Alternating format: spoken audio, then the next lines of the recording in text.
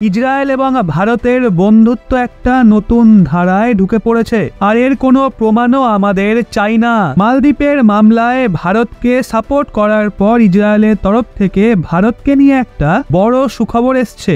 আপনাদের মনে আছে 7ই অক্টোবরের দিন যখন হামাস জঙ্গি সংগঠন ইসরায়েলের ভেতরে গিয়ে হামলা করেছিল, ওখানকার সিভিলিয়ানদের টার্গেট করেছিল, তারপর থেকে ইসরায়েলের সরকার ইসরায়েলের ভেতরে কাজ করা ফিলিস্তিনিদের ওয়ার্ক পারমিট হঠাৎ করে ক্যান্সেল করে দিয়েছিল। আপনাদের জানানোর জন্য বলি, এই সময় ইসরায়েলে অনেক ফিলিস্তিনিরা থাকেন যারা ওখানে ভিন্ন ভিন্ন ইসরায়েলি কোম্পানি ইসরায়েলের ভিন্ন ভিন্ন সেক্টরে কাজ করে, আর ইসরায়েল থেকে টাকা কামিয়ে গাজাপট্টি এবং ওয়েস্ট ব্যাংকে থাকা তাদের পরিবারকে পাঠায়। হামাসের জঙ্গি হামলার পর ইসরায়েলের বেঞ্জামিন নেতানিয়াহুর সরকার ইসরায়েলে কাজ করা ফিলিস্তিনিদের ওয়ার্ক পারমিটকে ক্যান্সেল করে দিয়েছিল, আর এটা ঘোষণা করেছিল যে এখন তারা ভারত থেকে ওয়ার্কার আনবে, ভারতের মানুষদের জব অফার করবে। এই ঘোষণার পর থেকেই ভারতের মানুষরা অপেক্ষা করছিল যে কবে ইসরায়েলের সরকার ভারতীয় মানুষদের রিক্রুটমেন্ট স্টার্ট করবে, কবে তাদের জন্য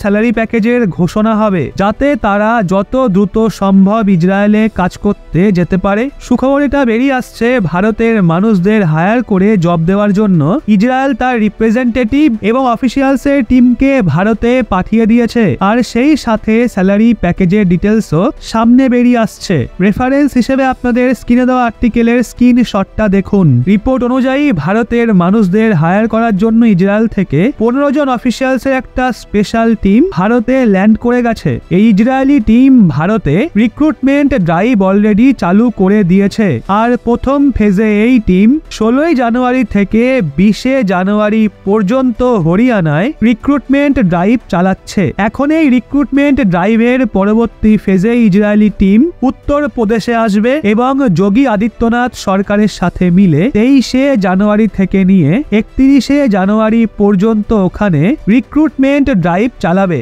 তারপর তারা সেখান থেকে যেতে পারে উত্তরাখণ্ডে, কিন্তু তার ডেট এখনো প্রকাশ করা হয়নি, না তো উত্তরাখণ্ডের সরকার নোটিফাই করেছে। রিপোর্ট অনুযায়ী ইসরায়েলি টিম কনস্ট্রাকশন সেক্টরে স্কিলড ওয়ার্কারদের হায়ার করছে, আর ভারতে যারা ইসরায়েলি টিম দ্বারা সিলেক্ট হবে, মানে ভারতের যে সমস্ত মানুষদের হায়ার করে ইসরায়েলের ভেতরে কাজ দেওয়া হবে, তাদের জন্য স্যালারি প্যাকেজের ডিটেলসও পুরোপুরি সামনে বেরিয়ে এসছে। ভারতের ওয়ার্কারদের ইসরায়েলে 1,37,000 টাকার মান্থলি স্যালারি দেওয়া হবে, যেখানে 16,500 টাকার মান্থলি বোনাস আলাদা ভাবে দেওয়া হবে। এছাড়া ভারত থেকে যাওয়া ওয়ার্কারদের জন্য মেডিকেল ইন্স্যুরেন্স এবং খাওয়া দাওয়া একদম ফ্রিতে দেওয়া হবে, যেগুলো ওই কোম্পানির দায়িত্ব হবে যারা ভারতের ওয়ার্কারদের হায়ার করবে। কন্ট্রাক্ট অনুযায়ী ভারতের ওয়ার্কারদের স্টার্টিং এ 1 বছরের ওয়ার্ক পারমিট এবং ভিসা দেওয়া হবে, যেটাকে পরে 63 মাস মানে প্রায় 5 বছর পর্যন্ত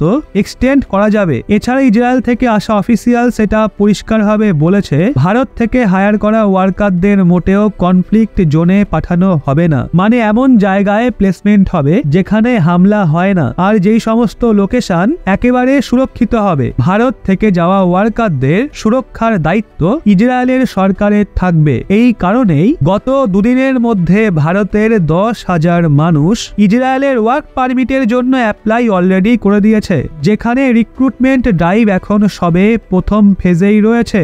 48 ঘন্টার মধ্যে 10,000 অ্যাপ্লিকেশন বুঝিয়ে দিচ্ছে হামাস হামলার পরও ভারতীয়রা ইসরায়েলে যেতে মোটেও ভয় পাচ্ছে না। এই বিষয়ে কোনো সন্দেহ নেই যে এর পেছনে বেকারত্বের হারও একটা বড় কারণ, কিন্তু খুশির ব্যাপার হলো যখন ভারত থেকে এত হাজার মানুষ ইসরায়েলে গিয়ে ওখানে জব করবে, তাহলে এর ফলে না শুধু ভারতের ভেতরে কয়েক বিলিয়ন ডলারের রেমিটেন্সেস আসবে, বরং এই সমস্ত ভারতীয়রা ইসরায়েলের ভেতরে ভারতের একজন প্রতিনিধি হবে, যার ফলে ভারত এবং ইসরায়েলের মানুষদের মাঝে পিপল টু পিপল কানেকশন আরো স্ট্রং হবে। তো বন্ধুরা, বাকি এই বিষয়ে আপনাদের কি মতামত? সুযোগ পেলে কি আপনিও যাবেন ইসরায়েল? নিচে কমেন্টে অবশ্যই জানান। আর এরকমই লেটেস্ট ইনফরমেটিভ ভিডিও পেতে চোখ রাখুন রহস্য বাংলার পর্দায়।